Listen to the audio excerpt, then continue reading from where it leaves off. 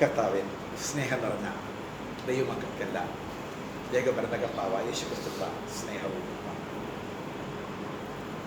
അതെ, നമ്മൾ ഒരു കുടുംബമാണ്. നമ്മൾ ഒരു ക്രിസ്തുവിൻ്റെ ശരീരമാണ്. നമ്മുടെ ഭാഗത്ത് അന്യോന്യമൊക്കെ ഭാഗപ്പിഴകളും വീഴ്ചകളും താഴ്ചകളും ഒക്കെ ഉണ്ടാകും. പക്ഷേ ഈ സത്യം നമ്മൾ ഒരു കുടുംബമാണെന്നുള്ള വെളിപ്പാടിൽ നമുക്ക് ദൈവത്തെ സേവിപ്പാൻ ഇടയായി തീർന്നു. നമ്മളിന്ന് വായിച്ചത് റോമാലേഖനം 5-ാം അധ്യായമാണ്. കഴിഞ്ഞ ആഴ്ചയിൽ നമ്മൾ വായിച്ചത് റോമാലേഖനം 4-ാം അധ്യായമാണ്. റോമാലേഖനം 4-ാം അധ്യായത്തിൽ നിന്നും 3-ാം അധ്യായത്തിൽ നിന്നും നമ്മൾ ചില കാര്യങ്ങൾ കണ്ടു. 4-ാം അധ്യായത്തിലേക്ക് നമ്മൾ കയറി. എന്താണ് അതിൽ നിന്ന് കണ്ടത്? നമ്മൾ മനസ്സിലാക്കിയത് ധാർമ്മികരായ മനുഷ്യർക്ക് ദൈവത്തെ പ്രസാദിപ്പിക്കാൻ കഴിയത്തില്ല. ന്യായപ്രമാണവാദികളായ യഹൂദന്മാർക്ക് ദൈവത്തിൻ്റെ നീതി കിട്ടുന്നില്ല. ഒരു ജാതികളായ ഒരു മനുഷ്യർക്കും ദൈവത്തിൻ്റെ നീതി കിട്ടുന്നില്ല. എല്ലാവരും പാപത്തിൻ്റെ കീഴെ അടയ്ക്കപ്പെട്ടു. ദൈവം വെച്ച വ്യവസ്ഥ എല്ലാ മനുഷ്യരും രക്ഷിക്കപ്പെടേണ്ടതിന് തൻ്റെ പുത്രനായ യേശുവിനെ ഈ ലോകത്തിലേക്ക് അയച്ചു. 3-ാം അധ്യായത്തിൽ നമ്മൾ വായിച്ചു വിശ്വസിക്കുന്നവർക്ക് തൻ്റെ പുത്രൻ മുഖാന്തരം നീതി കിട്ടേണ്ടതിന് അവൻ നമുക്ക് വേണ്ടി ഈ ലോകത്തിലേക്ക് അയച്ചു. അത് തന്നെ ഒന്ന് വിശ്വസിച്ച ഒറ്റ കാരണത്താൽ. എന്നിട്ട് 4-ാം അധ്യായത്തിൽ നമ്മൾ വായിച്ചു അബ്രഹാം നീതീകരിക്കപ്പെട്ടത് വിശ്വാസത്താലാണോ പ്രവൃത്തിയാലാണോ? അബ്രഹാം നീതീകരിക്കപ്പെട്ടത് പ്രവൃത്തിയാലല്ലെന്ന് വേദപുസ്തകം തെളിയിക്കുന്നു. അബ്രഹാം ചെയ്ത പ്രവൃത്തിയൊന്നുമല്ല ദൈവം നോക്കിയത്, വിശ്വാസമാണ് നോക്കിയത്. ദാവീദ് പാപക്ഷമയെ വർണ്ണിക്കുന്നത് എങ്ങനെയാണെന്ന് വായിച്ചു. ലംഘനം ക്ഷമിച്ചും പാപം മറച്ചും കിട്ടിയ മനുഷ്യൻ. പാപം ചെയ്യാത്തവനല്ല, ലംഘനമില്ലാത്തവനല്ല ഭാഗ്യവാൻ. ലംഘനം ക്ഷമിച്ചും പാപം മറച്ചും കിട്ടുന്ന മനുഷ്യനാണ് ഭാഗ്യവാൻ. ഈ ദൈവിക വെളിപ്പാടിൽ 4-ാം അധ്യായം പറഞ്ഞിട്ട് പറയാം, അബ്രഹാം എന്താ വിശ്വസിച്ചത്? അബ്രഹാം പരിച്ഛേദനയിലാണോ വിശ്വസിച്ചത്? അഗ്രചർമ്മത്തിലാണോ വിശ്വസിച്ചത്? അബ്രഹാം വിശ്വസിച്ചത് അഗ്രചർമ്മത്തിൽ വെച്ചാണ്. അതാണ് വിശ്വാസത്തിൻ്റെ നീതി. എന്താണ്? അഗ്രചർമ്മത്തിലുള്ള സകല ജാതികൾക്കും നീതി കിട്ടേണ്ടതിനാണ് ദൈവം അവനെ നീതീകരിക്കുവാൻ ഇടയായി തീർന്നു. ഞാൻ നിങ്ങളോട് പറഞ്ഞു റോമാലേഖനം ഈ ആഴ്ച വരുമ്പോൾ നിങ്ങളെന്താ ഒരു 10 പ്രാവശ്യം ആഴ്ച വായിക്കണം. റോമാലേഖനം 10 പ്രാവശ്യം, 1 മണിക്കൂറെങ്കിലും റോമാലേഖനം മാത്രം ഒരു 10 പ്രാവശ്യം വായിക്കണമെന്ന് പറഞ്ഞു. ഇങ്ങനെ വായിച്ചു നിങ്ങളെ നിർത്താമോ?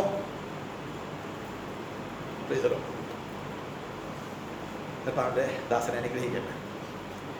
അനുസരണമില്ല. ഞങ്ങൾക്ക് അറിയില്ല, എൻ്റെ നല്ല കാര്യമല്ലേ. ഞങ്ങൾ പിന്നെ ഇങ്ങനെ ഒരു പൊത്തുവരുത്തമായ ജീവിതം ഇങ്ങനെ ചത്തഞ്ഞ ജീവിക്കാനൊക്കെ ആണെങ്കിൽ അയക്കും. അങ്ങനല്ല. ഈ ആഴ്ചയിൽ പറയുന്നു, എല്ലാ ആഴ്ചയിലും റോമാലേഖനം മുഴുവനും 16 അധ്യായമേ ഉള്ളൂ. 1 മണിക്കൂർ വേണ്ടത് വായിക്കാൻ. നിങ്ങൾക്ക്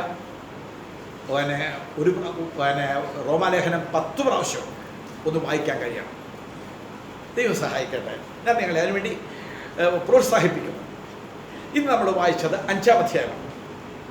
5-ാം അധ്യായം ഇതുവരെ പറഞ്ഞു വരുന്നത് നീതീകരണം എങ്ങനെയാണ് എന്ന് പറഞ്ഞു വരിക. ഇപ്പൊ ഈ 5-ാം അധ്യായത്തിൽ പറയുന്നത് എന്താണ്? നീതീകരിക്കപ്പെടുന്നതിൻ്റെ ഗുണം എന്താണെന്നുള്ളതാണ്. വിശ്വാസത്താൽ നീതീകരിക്കപ്പെട്ടിട്ട് നമുക്ക് ദൈവത്തോട് സമാധാനമുണ്ട് എന്ന് വെച്ചെന്നാൽ കൃപാസനത്തിങ്കൽ അതിധൈര്യത്തോടെ ചെല്ലാം. നീതീകരണമെന്ന് പറയുന്നത് വിശ്വാസത്താലാണ്, പ്രവൃത്തിയാലല്ല. നീതീകരണം കിട്ടിയ ഒരാൾക്ക് ദൈവത്തോട് സമാധാനമുണ്ട്. അത് നമ്മുടെ വീട്ടിലെ സമാധാനമാണോ? അല്ല. നമ്മുടെ ദേശത്തിലെ സമാധാനമല്ല. കർത്താവ് പറയുന്ന ദൈവത്തോട് സമാധാനം. ഇന്നത്തെ മനുഷ്യന് ദൈവത്തോട് സമാധാന ബന്ധമില്ല. അതെങ്ങനെ അറിയാൻ പറ്റും?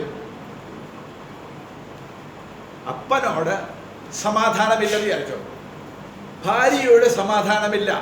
നിങ്ങളെന്ത് ചെയ്യും? വന്ന ഉടനെ ഭാര്യയോട് വേണം, നിങ്ങൾ മറ്റു കാര്യങ്ങൾ വ്യാപൃതരാകും. ഭാര്യയുമായിട്ടുള്ള ബന്ധം വിള്ളൽ വന്നു, അപ്പനുമായിട്ടുള്ള ബന്ധം വിള്ളൽ വന്നു. ഇപ്പം എന്ത് ചെയ്തു? ദൈവവുമായിട്ട് സമാധാനമുണ്ടായോ? ഒറ്റ വാക്കിൽ എല്ലാവരും എൻ്റെ മുഖത്തേക്ക് നോക്കിക്കേ. നിങ്ങളും നിങ്ങളുടെ അപ്പച്ചനുമായിട്ട് കഴിഞ്ഞ ആഴ്ചയിൽ ആ മുഖാമുഖം നോക്കി ഒന്ന് പുഞ്ചിരിച്ച് ആ മാർവിടത്തിൽ ഒന്ന് ചാരിക്കൊണ്ട് നിങ്ങൾക്ക് എത്ര നിമിഷങ്ങൾ, എത്ര ദിവസങ്ങൾ ഈ ഭൂമിയിൽ ആയിരിക്കാൻ കഴിഞ്ഞു? നീതീകരിക്കപ്പെട്ടെങ്കിൽ, നീതീകരണം എന്താണെന്ന് ഞാൻ പറഞ്ഞു. നമ്മുടെ ജീവിതത്തിൽ യേശുക്രിസ്തുവിൻ്റെ ക്രൂശ് മരണം ഞാൻ വിശ്വസിച്ചപ്പോൾ എൻ്റെ പാപങ്ങൾ, എൻ്റെ അധർമ്മങ്ങൾ, എൻ്റെ അകൃത്യങ്ങൾ, എൻ്റെ കൃത്യവിലോപങ്ങളെല്ലാം പുത്രൻ്റെ മേൽ ചുമത്തിട്ട് ദൈവത്തിൻ്റെ നീതിയുള്ള വിധി പുത്രനെ തകർത്ത് കളഞ്ഞിട്ട് പുത്രൻ്റെതെല്ലാം എനിക്ക് തരുന്നത് യോഗ്യത. ഇത് ഒരു ജുഡീഷ്യൽ ആയിരിക്കുന്ന, അതായത് കോടതി ഭാഷയായി നീതീകരണം എന്ന് പറയുന്നത്. വെറുതെ വിട്ട് നമ്മളെ, എന്നിട്ട് എന്ത് ചെയ്തു? പുത്രൻ്റെ സകല സ്വത്തിൻ്റെയും. ഇതൊക്കെ കേൾക്കുമ്പോൾ നിങ്ങൾക്ക് എങ്ങനെ ഉറങ്ങാൻ പറ്റും? നിങ്ങൾക്ക് അന്യചിന്തയോടെ ഇരിക്കാൻ പറ്റും? എന്താ നിങ്ങൾ കേൾക്കുന്നത്? ദൈവത്തിൻ്റെ ആ സ്വർഗത്തിലെ നിധിയല്ലേ നിങ്ങൾ? നിങ്ങളുടെ ഹൃദയം എവിടെ പോയി? നിങ്ങളുടെ മനസ്സ് എവിടെയാണ് ശത്രു വശീകരിച്ചു കൊണ്ടുപോകുന്നത്? ദൈവത്തിൻ്റെ പരിശുദ്ധാത്മാവിൻ്റെ വേദന നിങ്ങളൊന്ന് മനസ്സിലാക്കണ്ടേ? ഹല്ലേലൂയ. സ്വർഗത്തിലുള്ള സകല നിക്ഷേപങ്ങളും പുത്രൻ്റെത്, അവകാശങ്ങളും കൂടെ എൻ്റെ പേർക്ക് എഴുതി തന്നിട്ട് എൻ്റെതെല്ലാം അവൻ്റെ പേർക്ക് എഴുതി കൊടുത്തിട്ട് പുത്രൻ്റെ മേൽ ദൈവത്തിൻ്റെ ശിക്ഷ. അതാണ് ജഡ്ജിയാണ് ദൈവം. പാപിയെ ശിക്ഷിക്കാൻ പറ്റുമോ? എന്നെ കൊന്ന് നരകത്തിൽ തള്ളേണ്ടതിന് പകരം എൻ്റെ ശിക്ഷ മറ്റൊരാൾക്ക് കൊടുത്തു. എന്നിട്ട് യേശുവിലൂടെ എന്നെ രക്ഷിച്ചു. ഇപ്പം ദൈവത്തെ എനിക്ക് അബ്ബാ പിതാവേ. ഞാൻ കഴിഞ്ഞ ദിവസം അത് ഇംഗ്ലീഷിൽ ഒന്ന് വായിച്ചപ്പോൾ ഞാൻ എൻ്റെ ഹൃദയം ഒന്ന് പൊട്ടി. നമുക്ക് അബ്ബാ പിതാവേ എന്ന് വിളിക്കുന്ന പുത്രത്വത്തിൻ്റെ ആത്മാവിനെയാണ് തന്നിരിക്കുന്നതെന്ന് റോമാലേഖനം പറഞ്ഞെടുത്ത് അവിടെ എഴുതിയിരിക്കുന്നത് ക്രൈ എന്നാണ്. വിളിക്കുക എന്ന് പറയുന്നത്, അതായത് നിലവിളിക്കുക, വെറുതെ വിളിക്കുകയല്ല. ഒരു കൊച്ചു കുട്ടി അമ്മയോട് നിലവിളിക്കുന്നത് പോലെ അപ്പനോട് അബ്ബാ പിതാവേ എന്ന് വിളിക്കുന്ന ആ ഭാഗ്യ പദവിയാണ് നിങ്ങൾക്ക് കിട്ടിയത്. ഒന്ന് കണ്ണു തുറന്നിരിക്കുക. നിങ്ങൾക്ക് കിട്ടിയ ഈ നിധി നിങ്ങൾ തള്ളിക്കളയാതെ അബ്ബാ പിതാവേ എന്ന് വിളിക്കാൻ, ആ മടിയിൽ ചെന്നും തിരിക്കാൻ, ദൈവത്തിൻ്റെ സാന്നിധ്യം അനുഭവിക്കാൻ. ഞാൻ ഒരു കാര്യം പറയാം.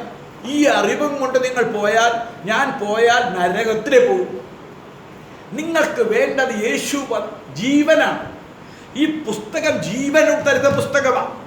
ഇതിനകത്തൂടെ ദൈവജീവൻ നിങ്ങൾ പ്രാപിക്കണം. ദൈവജീവൻ അനുഭവിക്കുന്നില്ലെങ്കിൽ, നിങ്ങളുടെ അകക്കണ്ണ് തുറന്നിട്ടില്ലെങ്കിൽ പുറത്തെ കണ്ണ് ഈ വചനത്തിന് തുറക്കാൻ പറ്റത്തില്ല. നിങ്ങളുടെ മനസ്സ് ഏകാഗ്രമാകത്തില്ല. നിങ്ങളുടെ അകത്തെ മനുഷ്യൻ്റെ കണ്ണൊന്ന് തുറക്കണം. ഹല്ലേലൂയ. ദൈവത്തിൻ്റെ പരിശുദ്ധാത്മാവിനാൽ ദൈവം സഹായിക്കട്ടെ. നീതീകരണം എന്ന ഒറ്റ വിഷയം നമ്മളൊന്ന് മനസ്സിലാക്കണേ മക്കളെ. ഞാൻ നിങ്ങളുടെ വീട്ടിൽ വന്നിട്ട് ചോദിച്ചാൽ നിങ്ങൾ എനിക്ക് ഉത്തരം തന്നേ പറ്റൂ. ഇല്ലെങ്കിൽ ഒരു ദിവസം ദൈവത്തിൻ്റെ അടുത്ത് കണക്ക് കൊടുക്കേണ്ടി വരും. കർത്താവിന് സ്തോത്രം ചെയ്യുന്നു. ആ നീതീകരണം എന്ന് വെച്ചാൽ വിലയുള്ളതാണെന്നിത്.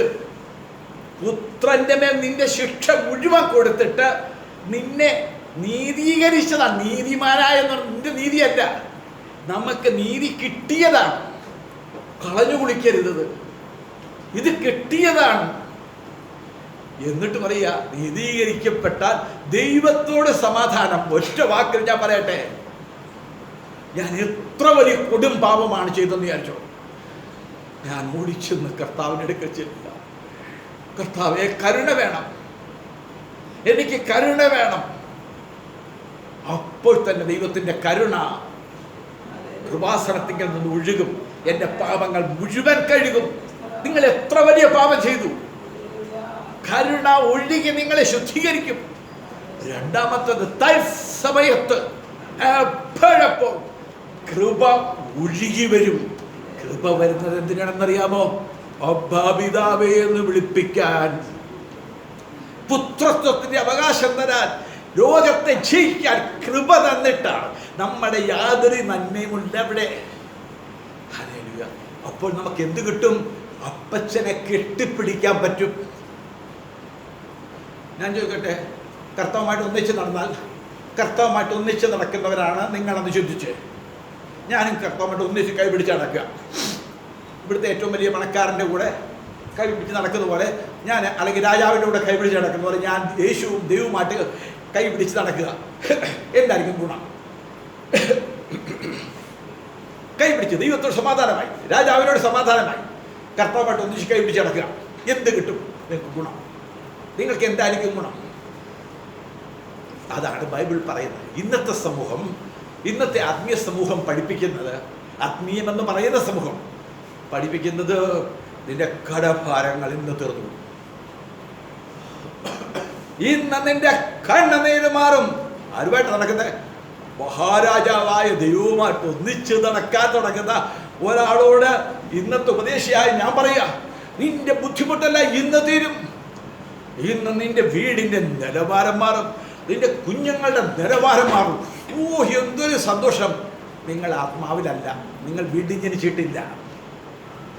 നിങ്ങൾ കേൾക്കേണ്ട എന്താ? ഈ അപ്പന്റെ കൂടെ നടന്നാൽ അപ്പന്റെ അതേ ദിവ്യ സ്വഭാവം ഈ ദൈവവുമായിട്ട് ഒന്നിച്ച് നടക്കുന്നവന് കിട്ടുന്നത് ദൈവത്തിന്റെ അത്ഭുതങ്ങളല്ല, ദൈവത്തിന്റെ ദിവ്യ സ്വഭാവമാണ്.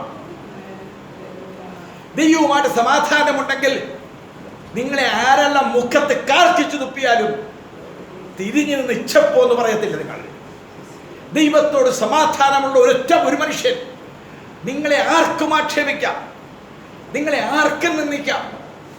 നിങ്ങളെ എത്ര നിങ്ങൾ നന്മ ചെയ്തിട്ട് തിന്മ വന്നാൽ നിങ്ങൾ അതിൽ സന്തോഷിക്കും. ദൈവം അനുവദിക്കാതെ എൻ്റെ ജീവിതത്തിൽ ഒന്നും സംഭവിക്കത്തില്ല.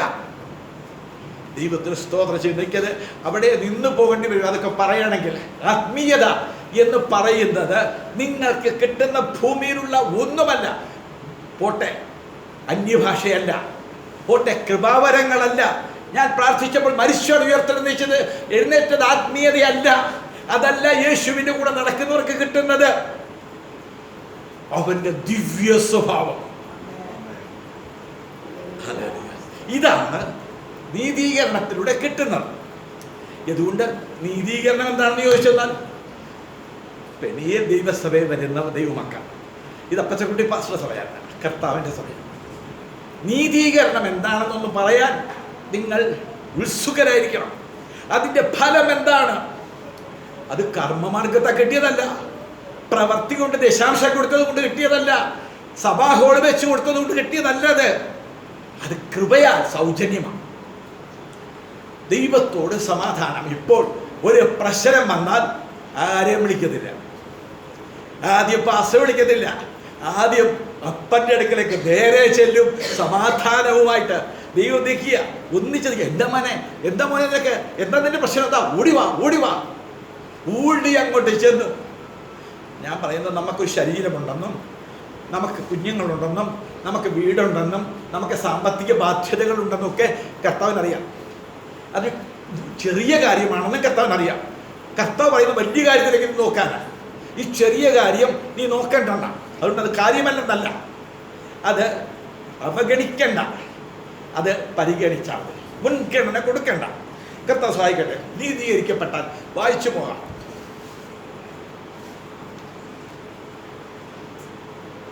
നാം നിൽക്കുന്ന ഈ കൃപയിലേക്ക് നമുക്ക് അവൻ മൂലം വിശ്വാസത്താൽ പ്രവേശനം ലഭിച്ചു. എവിടെ? കൃപാസനത്തിങ്കലേക്കുള്ള പ്രവേശനം.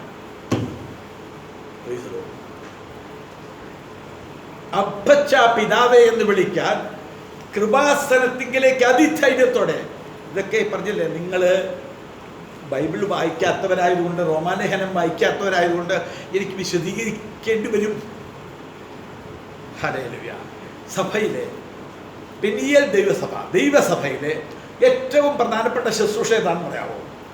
പെനിയേൽ ദൈവസഭയിലെ അല്ലെങ്കിൽ ദൈവസഭയിലെ ഏറ്റവും പ്രധാനപ്പെട്ട ശുശ്രൂഷ ദൈവവചനം ശുശ്രൂഷിക്കുന്നതാണ്. ഇവിടെ 3 മണിക്കൂർ സഭായോഗം ഉണ്ടെങ്കിൽ 2.5 മണിക്കൂർ ദൈവവചനം പ്രസംഗിക്കണം. അതാണ് ബൈബിളിൻ്റെ പ്രധാന ശുശ്രൂഷ. അത് കഴിഞ്ഞിട്ട് ബാക്കി എന്തിനും നമ്മൾ കൂടി വന്നത്. സഭായോഗം എന്ന് പറയുന്നത് ഞായറാഴ്ച മാത്രമല്ല, ഇവിടെ വെള്ളിയാഴ്ചത്തെ സഭായോഗമുണ്ട്. സഭ കൂടി വരുന്നതല്ല, സഭായോഗമാണ്. ചൊവ്വാഴ്ച സഭായോഗമുണ്ട്, സഭയുടെ കൂടി വരുന്നുണ്ട്, അത് സഭായോഗമാണ്. ഉപേക്ഷിച്ചോ? അതൊന്നും നിങ്ങൾ കണ്ടിട്ടില്ല, കേട്ടിട്ടില്ല, നിങ്ങൾക്ക് അറിയത്തില്ല. സഭായോഗം ഇവിടെ നമുക്ക് എല്ലാവർക്കും കൂടി വരുമ്പോൾ കുറച്ച് ഉത്തരവാദിത്തത്തോടെ പങ്കെടുക്കാൻ വേണ്ടിയിട്ട് സഭായോഗത്തിൽ കർത്തൃമേശ കൊണ്ട് എടുക്കുന്നതേ ഉള്ളൂ. കൂടി വരുമ്പോൾ എല്ലാ കർത്തൃമേശ കഴിക്കാം. പക്ഷെ അതൊരു പല ദൈവപരിജ്ഞാനത്തിന് വിരോധമായിട്ട് പലതും ചെയ്യുന്നു നടന്നു വന്നതുകൊണ്ട് സഭായോഗത്തിന് വിശുദ്ധ ദിവസം മാത്രമാണ് കർത്തൃമേശ നമ്മൾ എടുക്കുന്നതെന്ന് മാത്രമേ ഉള്ളൂ. ശ്രദ്ധിക്കുക. ഞാൻ അങ്ങോട്ടും ഇങ്ങോട്ടൊക്കെ പോയി പോകുന്നു, എനിക്കത് പോകാതിരിക്കാൻ പറ്റുന്നില്ല. നിങ്ങൾ അതുപോലെ വചനത്തിൽ ശ്രദ്ധിക്കുകയാണെങ്കിൽ അങ്ങനെ പോകേണ്ട കാര്യമില്ല. കൃപാസ്ഥലത്തിലേക്ക് അതിധൈര്യത്തോടെ ചെല്ലാം. നമ്മുടെ പ്രശ്നം പിശാചിന് ഇടം കൊടുക്കുന്നതാണ്. പിശാചിന് ഇടം കൊടുക്കുന്ന എന്താ? കോപമാണ്. കോപം ഒരു മനുഷ്യന്റെ കോപിച്ചാൽ പാപം ചെയ്യും. അപ്പൊ കോപം വന്നാൽ പാപം ചെയ്യരുത്. എന്താ കുഴപ്പം? എഫെസ്യ ലേഖനത്തിൽ നിങ്ങൾ വായിച്ചാൽ മതി. പിശാചിനെ ഇടം കെട്ടും. അവിടെ ഒരു ഇംഗ്ലീഷിലെ മൂലഭാഷയിലൊക്കെ പറഞ്ഞിരിക്കുന്ന എന്തുകൊണ്ടോ, ഒരു ഹോള്, ഒരു ചെറിയ സുഷിരം പിശാചിന് കയറാൻ കിട്ടും. കോപമുള്ള ഒരു വ്യക്തി, കോപം എന്ന് പറഞ്ഞാൽ എന്താ? ഇപ്പം എന്തെങ്കിലും ഒന്ന് വന്നപ്പോൾ നിങ്ങളോട് ഞാനിപ്പോൾ ഒന്ന് ദേഷ്യപ്പെട്ട് പറഞ്ഞു, അതല്ല കോപം. കോപം എന്ന് ബൈബിൾ പറയുന്നത് ക്രോധമാണ്. ക്രോധം എന്ന് പറയുന്നത് ഇന്ന് ഞാനത് മനസ്സിൽ വെച്ചു, മനസ്സിൽ വെച്ച് നാളത്തേക്ക് സൂക്ഷിച്ചു. 24 മണിക്കൂർ കഴിഞ്ഞപ്പോൾ അത് നേരെ ക്രോധമായി മാറി. അത് പറഞ്ഞു തീർത്തില്ല. അതിൻ്റെ ഉള്ളിൽ കയ്പ് കയറി, അതിൻ്റെ ഉള്ളിൽ വൈരാഗ്യം വന്നു. അവൻ കൊലപാതകിയാണ്, അറിയാമോ? ആ മനുഷ്യൻ ആരെയും കൊന്നില്ല. ആ മനുഷ്യൻ നിരന്തരം അവൻ്റെ മനസ്സുകൊണ്ട് കൊലപാതകം ചെയ്തുകൊണ്ടിരിക്കുന്നു. പിശാചിന് ഇടം കിട്ടി, പിശാച് അകത്ത് കയറി. കർത്താവ് എൻ്റെ ഈ പുറമേയുള്ള വെള്ളമെടുപ്പും എൻ്റെ ക്ലീൻ ഷേവ് ആണോ നോക്കുന്നത്? ബൈബിളല്ലേ പ്രസംഗിക്കുന്നത്? അകത്ത് ക്രോധം കലക്കി കുടിച്ചിരിക്കുകയാണെങ്കിലോ ഞാൻ കൊലപാതകയാണ്. എൻ്റെ അകത്ത് ആധിപത്യം പുലർത്തുന്നത് സാത്താന്യ ശക്തിയാണ്. ദൈവമക്കൾ പ്രത്യേകം ശ്രദ്ധിക്കുക. ഇവിടെ ഈ വചനത്തിൽ നമ്മൾ മനസ്സിലാക്കുന്നത് കൃപാസനത്തിങ്കിലേക്ക് പ്രവേശനം. ഞാൻ വളരെ ദീർഘിപ്പിച്ചു പോകുന്നു. കൃപാസനത്തിങ്കിലേക്ക് പ്രവേശനം ലഭിച്ചിരിക്കുന്നു. എന്നിട്ട് ദൈവ തേജസ്സിൻ്റെ പ്രത്യാശയിൽ പ്രശംസിക്കുന്നു. ഇപ്പം നമ്മുടെ സന്തോഷം എന്താ?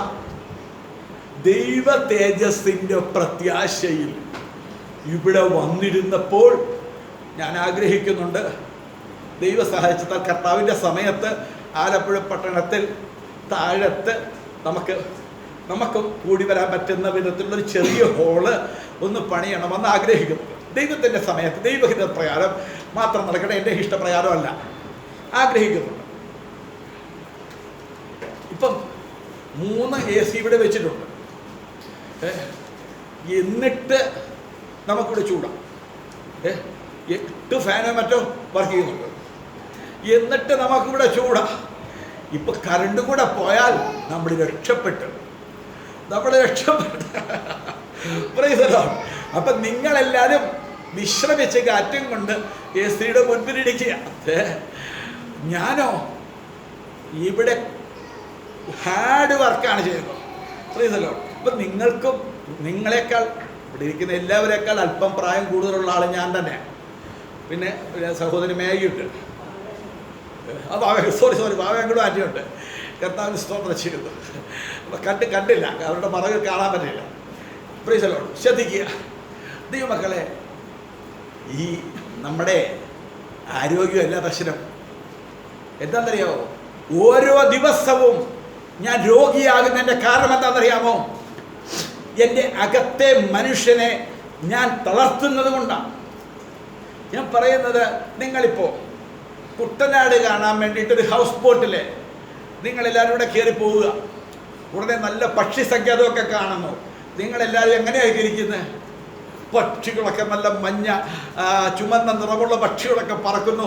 നിങ്ങൾ ആ മൂലയ്ക്ക് മറി ആരും കാണാതെ പാത്തങ്ങിരിക്കുമോ? കണ്ണൊക്കെ വെച്ചുകൊണ്ടേയിരിക്കുമോ? അയ്യോ മുട്ടുവേദനയാണ്, തടിവേദനയാണ്. എൻ്റെ പൊന്നച്ച, ഇവിടുന്ന് ഏത് കോടമ്പാക്കത്തും പോയി കളയും. ഇവിടെ ദൈവാലയത്തിൽ വരുമ്പോൾ അനങ്ങാൻ വയ്യ, ഇത് സഹിക്കാൻ വയ്യ. ഏത് മറ്റു വിധത്തിലുള്ള കാര്യങ്ങൾക്കും എന്താണ് കാര്യം അറിയാമോ? നമ്മുടെ അകത്തെ മനുഷ്യൻ ഇവിടെ ചത്തുകിടക്കുക. പുറത്തെ മനുഷ്യന്റെ പ്രശ്നമാണ് നമുക്ക് വലുത്. നമ്മുടെ ഒരു കൂട്ടം കൂടാൻ വന്നിരിക്കുകയല്ലേ ഇത് സഭായോഗമാണ്.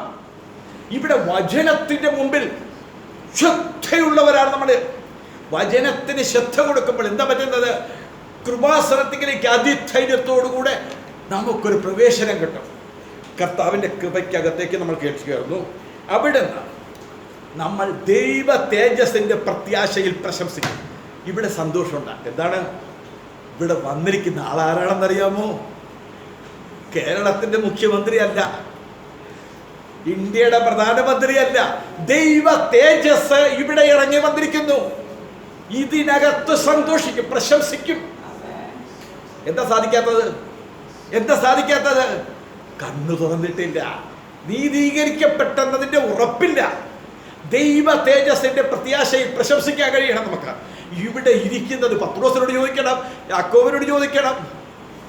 നാഥ, ഇവിടെ ഇരിക്കുന്ന നല്ലത്. കാര്യം മനസ്സിലാകാൻ പറയുക. യേശുവിന്റെ തേജസ് കണ്ട പത്രോസ് പറയുക, ഈ മലയിലിരിക്കുന്നത് നല്ലത് അല്ല. അതൊക്കെ നമ്മൾ ചിന്തിക്കും. ഇവിടെ ഇരിക്കുന്നത് നല്ലതെന്ന് തോന്നുന്ന ദിവസം വരെ നിങ്ങൾക്ക് ദൈവത്തിൻ്റെ നീതീകരണത്തിൻ്റെ സന്തോഷം അനുഭവിക്കാൻ കഴിയത്തില്ല. അടുത്തത് പെട്ടെന്ന് അങ്ങ് പറഞ്ഞു പോകും. ദൈവദേശത്തിൻ്റെ പ്രത്യാശ പ്രശംസിക്കുന്നു. അത് തന്നെയല്ല. കേട്ടോ, എവിടെ പറഞ്ഞ ഇപ്പം വായിച്ച ഭാഗം പറഞ്ഞേ. അത് തന്നെയല്ല. പുറകിരിക്കുന്നവരാണെങ്കിലും ആ ബൈബിൾ വാക്യം ഒന്ന് വായിച്ചേ. പുറകിരിക്കുന്നവർ ആരെങ്കിലും ഇപ്പൊ പറഞ്ഞ വാക്യത്തിന് താഴത്തിൽ വാക്യം ഒന്ന് വായിച്ചേ. അത് തന്നെയല്ല, പിന്നെന്താ?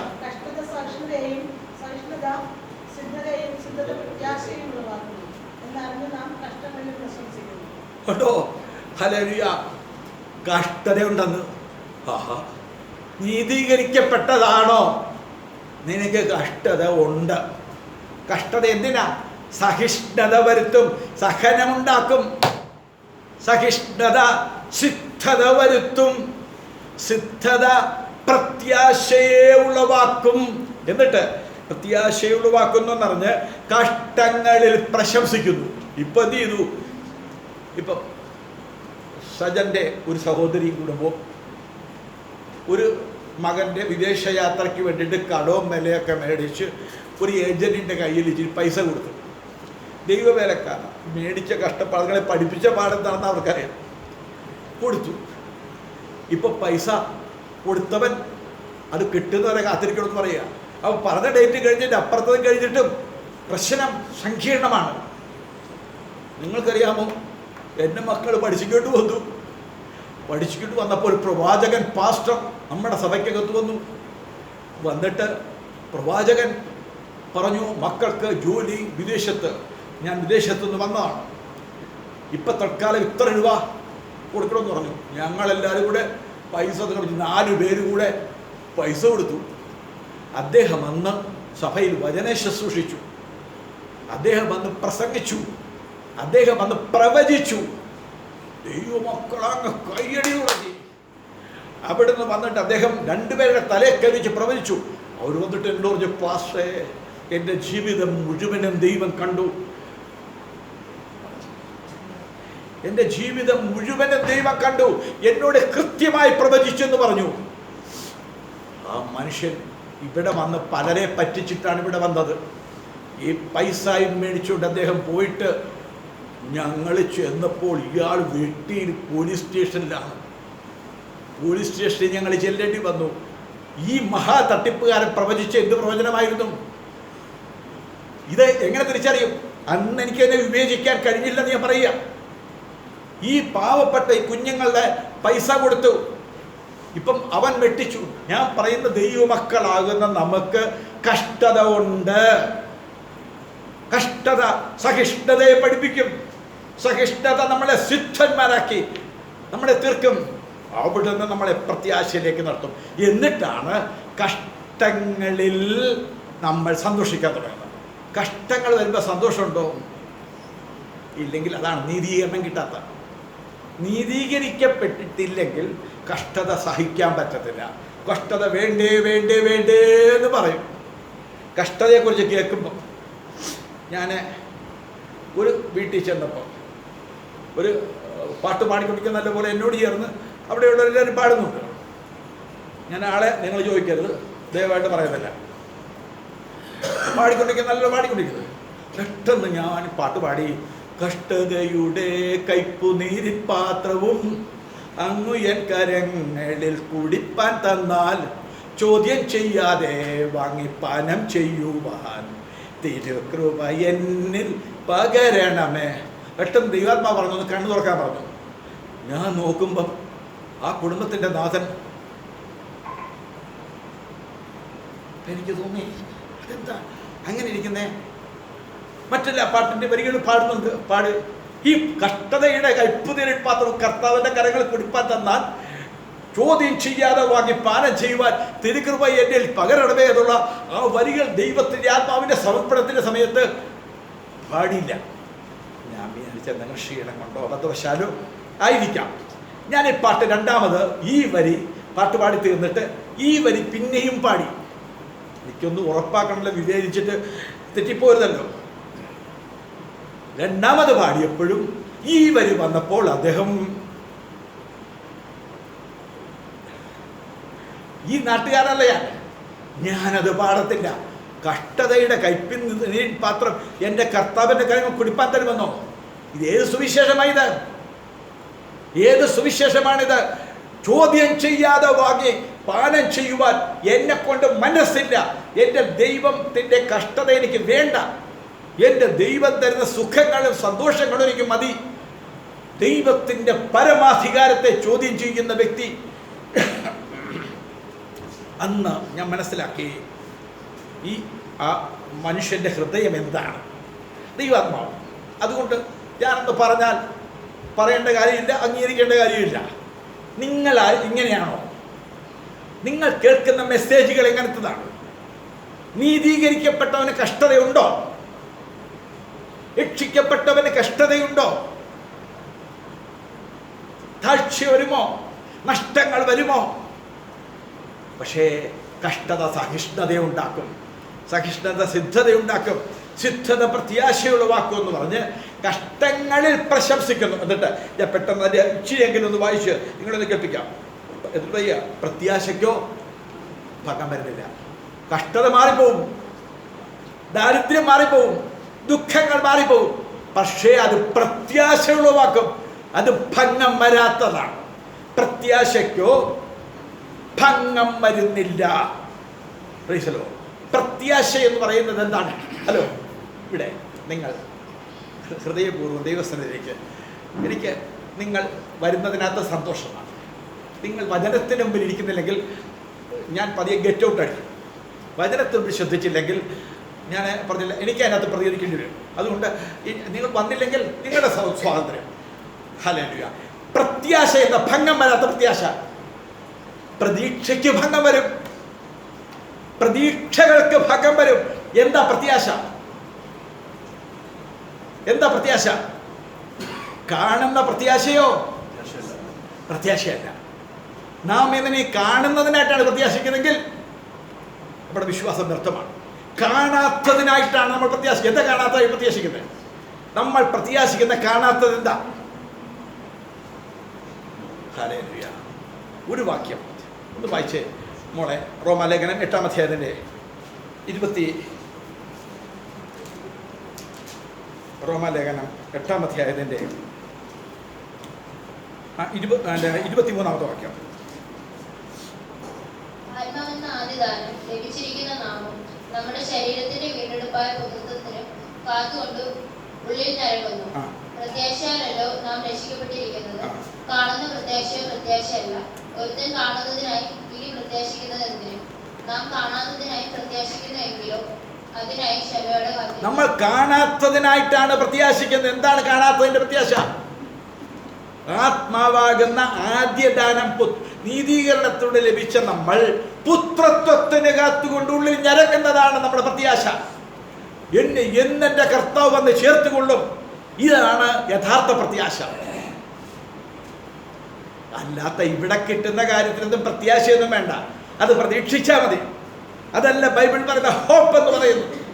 കർത്താവിൻ്റെ നാമം വാഴ്ത്തപ്പെടട്ടെ. ഞാൻ ഈ വചനത്തിലേക്ക് പ്രത്യാശയ്ക്കോ ഭംഗം വരുന്നില്ല. എന്നിട്ട് ദൈവത്തിൻ്റെ സ്നേഹം നമുക്ക് നൽകപ്പെട്ട പരിശുദ്ധാത്മാവനാണ് നമ്മുടെ ഹൃദയങ്ങളിൽ പകർന്നിരിക്കുന്നുവല്ലോ. ഒന്ന് നിങ്ങൾ ഈ വചനം നിങ്ങളെന്ന് ശ്രദ്ധിക്കുമെന്ന് ഞാൻ ചിന്തിക്കുന്നു. നീതീകരിക്കപ്പെട്ടവൻ്റെ ഉള്ളിലേക്ക് പകർന്നിരിക്കുന്നത് അഗാപ്പേ സ്നേഹമാണ്. എങ്ങനെ? പരിശുദ്ധയാത്മാവിനാൽ നമ്മുടെ ഹൃദയങ്ങളിൽ പകർന്നിരിക്കുന്നു. നമ്മുടെ ഹൃദയങ്ങളിലേക്ക് രക്ഷിക്കപ്പെട്ട് നീതീകരിക്കപ്പെട്ടു എന്നുള്ളതിൻ്റെ തെളിവ് ഒരാളിലേക്ക് പരിശുദ്ധാത്മാവ് കൊടുക്കുന്നത് ദൈവസ്നേഹമാണ്. ദൈവസ്നേഹമെന്ന് പറഞ്ഞാൽ, ഇപ്പോൾ ഞാൻ എൻ്റെ സഹോദരങ്ങളുടെ കല്യാണത്തിനോ കാര്യങ്ങൾക്കൊക്കെ പോകുമ്പോൾ അവർ വിടത്തില്ല.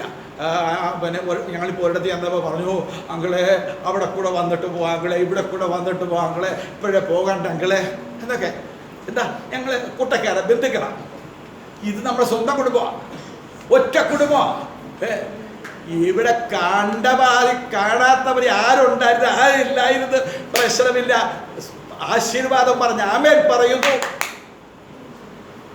നിങ്ങൾക്ക് നീതീകരിക്കപ്പെട്ടെന്ന് തെളിയിക്കാമോ? കഴിഞ്ഞ ആഴ്ചയിൽ ഈ കുടുംബത്തിലെ എത്ര കുടുംബങ്ങൾ കണ്ണുനീരിലായിരുന്നു. നമ്മുടെ കുഞ്ഞ് അബിക്ക് ഒരു ചെറിയ പ്രയാസം ഉണ്ടായി, ഞാൻ പറഞ്ഞല്ലോ. ആ കുടുംബത്തിൽ എത്ര പേര് എന്ന് അവരുടെ കണ്ണുനീർ തുടച്ചു, അവരുടെ ദുഃഖത്തിൽ പങ്കുചേർന്നു. ഞങ്ങളൊക്കെ പെന്തക്കോസിന്റെ അങ്ങ് ഉച്ചകോടിയിൽ നിൽക്കുന്നതല്ലേ. ഹല്ലേലൂയ. അവരുടെ വേദന അറിയാൻ, ദുഃഖമറിയാൻ പരിശുദ്ധാത്മാവ് തരുന്നറിയാമോ? നമ്മുടെ ഉള്ളിലേക്ക് സ്നേഹം അങ്ങ് ഒഴുക്കിത്തരും. അഗപ്പെ സ്നേഹം പകരുന്നത് പരിശുദ്ധാത്മാവിന്റെ ജോലി. അത് വേണ്ട. അന്യഭാഷ പറയും, പിന്നെ പകയാണ്, പിന്നെ വിദ്വേഷമാണ്, പിന്നെ കയ്പാണ്. അത് ഏത് പരിശുദ്ധാത്മാവാണ്? അല്ലെ, എനിക്ക് അത്ര മനസ്സിലാകാത്തോണ്ട് ഞാൻ ചോദിക്കുക, അത് ഏത് പരിശുദ്ധാത്മാവ്? ചിരിപ്പിക്കാൻ കഴിയാത്ത ആത്മാവ് ഏതാത്മാവാണ്? സഹോദരനോട് ഹൃദയപൂർവ്വം പങ്കിടാൻ കഴിയാത്ത, അവൻ്റെ കുറ്റം ക്ഷമിച്ചു കൊടുക്കാത്ത ആത്മാവ് ഏതാത്മാവാണ്? ദൈവത്തിന് മക്കളെ, നമുക്കൊന്നും മടങ്ങി വന്നാൽ ഇന്ന് നമ്മളെ രക്ഷിക്കാൻ ദൈവം ആഗ്രഹിക്കുന്നു. പരിശുദ്ധാത്മാവിനായിട്ട് നമ്മുടെ ഉള്ളിലേക്ക് സ്നേഹമാണ് നിറച്ചിരിക്കുന്നത്. ഇന്ന് വിടുന്ന് പോകുന്നവർ എനിക്ക് ദൈവസ്നേഹമുണ്ടെന്ന് തെളിയിച്ചിട്ടേ പോകാവൂ. എനിക്ക് ദൈവസ്നേഹമുണ്ടെന്ന് തെളിയിച്ചിട്ടേ പോകാവൂ. അത് ഒഴുകണം നമ്മളിലൂടെ. കർത്താവിന് സ്തോത്രം ചെയ്യുന്നു. പെട്ടെന്ന് അതിൻ്റെ 6-ാം വാക്യം കൂടി ഞാൻ വായിക്കുകയാണ്. നമ്മുടെ ഹൃദയങ്ങളിൽ പരിശുദ്ധാത്മാവിനാൽ ദൈവത്തിൻ്റെ സ്നേഹം പകർന്നിരിക്കുന്നുവല്ലോ. നാം ബലഹീനരായിരിക്കുമ്പോൾ തന്നെ ക്രിസ്തു തക്ക സമയത്ത് ഭക്തർക്ക് വേണ്ടി മരിച്ചു. നീതിമാന് വേണ്ടി ആരെങ്കിലും മരിക്കുന്നത് ദുർലഭം. ഇങ്ങനെ പറഞ്ഞിട്ട് അതിൻ്റെ 9-ാമത്തെ വാക്യം, അവൻ്റെ രക്തത്താൽ നീതീകരിക്കപ്പെട്ട ശേഷമോ നാം അവനാൽ എത്ര അധികമായി കോപത്തിൽ നിന്ന് രക്ഷിക്കപ്പെടും. നീതീകരിക്കപ്പെട്ടാൽ ദൈവകോപത്തിൽ നിന്ന് നമ്മൾ രക്ഷിക്കപ്പെടുന്ന, എങ്ങനെ? ആ രക്തത്തിൻ്റെ ആ നദിക്കകത്തേക്ക് നമ്മൾ അങ്ങ് ഇറങ്ങുക. നമ്മൾ നീതീകരിക്കപ്പെട്ട എങ്ങനെ? യേശുക്രിസ്തുവിൻ്റെ രക്തത്തിലൂടെയാണ് നമ്മൾ നീതീകരിക്കപ്പെട്ടത്. ഇപ്പം ആ രക്തത്തിനകത്ത് നമ്മളെ കുളിക്കൂ. നമ്മൾ പാട്ട് പാടും, കുളിച്ചോ കുഞ്ഞാട്ടിൻ രക്തത്തിൽ. ഹല്ലേലൂയ. ആ രക്തം നദിക്കകത്താണ് ഇതിൻ്റെ ജീവിതം. കഴുകപ്പെട്ട് ശുദ്ധീകരിക്കപ്പെട്ട് ഓരോ ചെറിയ തെറ്റുകളും ആ രക്തത്തിനകത്ത് ഞാൻ കഴുകപ്പെട്ടുകൊണ്ടിരിക്കുകയാണ്, കുളിച്ചുകൊണ്ടിരിക്കുകയാണ്. ഹല്ലേലൂയ. അവിടുന്ന് കോപത്തിൽ നിന്നും രക്ഷിക്കപ്പെടും. Praise the Lord. എന്താണ് ദൈവത്തിൻ്റെ കോപം എന്നറിയാവോ? ദൈവത്തിൻ്റെ കോപം പാപത്തെ സഹിക്കാത്ത ദൈവമാണ് നമ്മുടെ ദൈവം. പാപിയെ സ്നേഹിച്ചെന്നുള്ള സത്യമാണ്. പക്ഷെ ഇനി നമ്മളിലെ പാപം ചെയ്യുന്നവനെല്ലാം പിശാചിന്റെ മകനാണ്. എന്താണ് പാപം? സഹോദരനെ കൊന്നതാണ്. കയ്യീൻ സ്വന്തം സഹോദരനെ കൊന്നതാണ് പാപം. നമ്മൾ കൊല്ലുമോ? നമ്മുടെ തൊണ്ട കർത്താവിനടുത്തേക്ക് ഒന്ന് കൊടുത്താൽ മതി, അതിനകത്തുനിന്ന് വരുന്ന അനലി വിഷത്തിൻ്റെ സ്മെല്ലാണ്, അനേകരെ കൊന്നതിൻ്റെ. ഞാൻ പറഞ്ഞത് വേദപുസ്തകം പറയുന്നത് നമ്മൾ രക്ഷിക്കപ്പെടുന്നെന്ന് പറഞ്ഞാൽ എങ്ങനെ? ഓരോ പാപത്തിൻ്റെ ശിക്ഷയും കർത്താവിൻ്റെ മേൽ ചുമത്തിക്കൊണ്ട് ആ രക്തനദിക്കകത്തിറങ്ങി, കർത്താവേ എൻ്റെ കൈകളെ ഞാൻ സമർപ്പിക്കുന്നു, ഇനി എനിക്ക് പാപത്തോട് വിട്ടുവീഴ്ചയില്ല. രക്ഷിക്കപ്പെട്ടവൻ. ഹല്ലേലൂയ. ഇത് ഞാൻ ദൈവസ്ഥാനത്ത് ഇപ്പം എനിക്ക് ഇപ്പം വിവരിക്കാനായിട്ട് എൻ്റെ സമയമില്ല. ഒറ്റ വാക്കിൽ പറഞ്ഞത്, കോപത്തിൽ രക്ഷിക്കപ്പെടുന്ന എങ്ങനെയാമോ? നിങ്ങൾ എന്തെല്ലാം ചെയ്യത്തില്ലെന്ന് തീരുമാനിച്ചാലും ഇന്നു മുതൽ ഞാൻ ആരോടും പിണങ്ങത്തില്ല, ഇന്ന് മുതൽ ഞാൻ ആ പാപം ചെയ്യത്തില്ല. തീരുമാനമെടുത്ത് 24 മണിക്കൂർ തികയുന്നതിന് മുമ്പ് നിങ്ങളുടെ ഹൃദയം അതിനുവേണ്ടി കുറിക്കും. കാരണം നിന്റെ തീരുമാനം കൊണ്ട് രക്ഷപ്പെടാൻ പറ്റത്തില്ല. നീതീകരിക്കപ്പെട്ടവൻ എന്ത് ചെയ്യാമോ? ആ കാൽവരി കുരിശിലേക്ക് അവൻ സ്വയം മരണത്തിന് വേണ്ടി ഏൽപ്പിച്ചു കൊടുക്കും. പാപത്തെ വെറുക്കുന്ന കാണുന്നല്ലോ. പാപത്തോട് നമുക്കൊരു അവേർഷൻ ഉണ്ടാകണം. എങ്ങനെ പാപത്തെ വെറുക്കുന്നെന്ന് എങ്ങനെയാണ് നമ്മൾ ചിന്തിക്കുന്നത്? എങ്ങനെ പാപത്തെ വെറുക്കാൻ ആർക്കും പറ്റത്തില്ല. പാപത്തിന് മരിക്കണം. കോപത്തിൽ നിന്ന് രക്ഷിക്കപ്പെടണമെങ്കിൽ ഞാൻ യേശുവിൻ്റെ കൂടെ ക്രൂശിൽ കയറണം. ലോകത്തെ വെറുക്കണം എന്ന് വെച്ചാൽ ലോകത്തിന് മരിക്കണം. ഹലോ, ക്രൂശ് കൊണ്ട് നടപ്പുണ്ടോ? ക്രൂശുണ്ടോ? ക്രൂശ് എടുത്തിട്ടുണ്ടോ? ലോകത്തിന് നീ മരിക്കണം. നീ ലോകത്തിന്, ലോകം നിനക്ക്, നിന്റെ മുമ്പിൽ ലോകവും മരിച്ചു കിടക്കുന്നു. നീ ലോകത്തിന്. ഗലാത്യർ 6:14. ഹല്ലേലൂയ. ഇതാണ് നമ്മൾ 6-ാം അധ്യായത്തിൽ പഠിക്കാൻ പോകുന്നത്. 6-ാം അധ്യായത്തിൽ പഠിക്കാൻ പോകുന്ന ഇതാ. വിശ്വാസത്താൽ നീതീകരിക്കപ്പെട്ടാണല്ലോ. ഓരോ ദിവസവും നീ ക്രൂശിലേക്ക് കയറും. നീ എവിടെ മരിക്കും. നിനക്ക് പിന്നെ നിന്റെ സഹോദരന്റെ നേരെ ഒരു കൈപ്പുള്ള വാക്കൊരു ചിന്ത വരാൻ ദൈവം അനുവദിക്കത്തില്ല. ആരാണ് ആ മനുഷ്യൻ? ഇപ്പം ഞാൻ പറയുന്നത്, എന്നെ ഇവിടെ ഏറ്റവും കൂടുതൽ വെറുക്കുന്ന ആളുകളുണ്ടെന്ന് വിചാരിച്ചോ? ഞാൻ അങ്ങനെ ചിന്തിക്കുന്നില്ല. നിങ്ങൾക്ക് അഭിപ്രായം പറയുന്നുണ്ടാകാം, തെറ്റുകളും കുറ്റങ്ങളൊക്കെ പറയുന്നുണ്ടാകാം. എന്നെ വെറുക്കുന്നുണ്ടെന്ന് ഞാൻ ചിന്തിക്കുന്നില്ല. വെറുപ്പുണ്ടെന്ന് വിചാരിച്ചു. ഞാൻ നിങ്ങളെയായിരിക്കും ഏറ്റവും കൂടുതൽ സ്നേഹിക്കുന്നത്. ഞാൻ നിങ്ങളെയായിരിക്കും ഏറ്റവും കൂടുതൽ സ്നേഹിക്കുന്നത്. അറിഞ്ഞാൽ നിങ്ങൾക്ക്. അതുകൊണ്ട് ഞാൻ മനുഷ്യൻ്റെ അടിമയല്ല, ഞാൻ മനുഷ്യൻ്റെ ദാസനാണ്. ദാസനും അടിമയും തമ്മിൽ വ്യത്യാസമുണ്ട്. ഞാൻ മനുഷ്യൻ്റെ ദാസനാണ്, പക്ഷെ മനുഷ്യരുടെ അടിമയല്ലയാണ്. ഹല്ലേലൂയ. ഞാൻ ദൈവത്തിന് അടിമയാണ്, മനുഷ്യരുടെ ദാസനാണ്. കാല് കഴുകാൻ അവനൊരു ദുഃഖമുണ്ടെങ്കിൽ, അവർക്കൊരു ദുഃഖമുണ്ടെങ്കിൽ അവരുടെ ദുഃഖത്തിന് പരിഹാരം വരുത്താൻ വേണ്ടിയിട്ട് എന്നെ ആവോളം എന്നെ കൊണ്ട് ചെയ്യാൻ പറ്റുന്ന പരിമിതികളുണ്ട്. ഞാൻ ചെയ്യും. ഹല്ലേലൂയ. കോപത്തിൽ നിന്ന് രക്ഷിക്കപ്പെടണം. ഓരോ ദിവസവും നിന്റെ മൈൻഡ് പുറത്തേക്ക് കൊണ്ടുവരും പിശാച്. ഹല്ലേലൂയ. അതൊന്നും പറഞ്ഞില്ല. ഞാൻ ഇപ്പോൾ 6-ാം അധ്യായം വായിക്കുമ്പോൾ ഈ 5-ന്റെ ബാക്കി ഭാഗങ്ങൾ വായിക്കുമ്പോൾ ഞാൻ നിങ്ങൾക്ക് മനസ്സിലാക്കി തരാം. നിങ്ങൾ മരിച്ചോ? പൗലോസ് പറയുക, ഞാൻ മരിച്ചു, ഞാൻ യേശുവിനോട് ക്രൂശിക്കപ്പെട്ടു.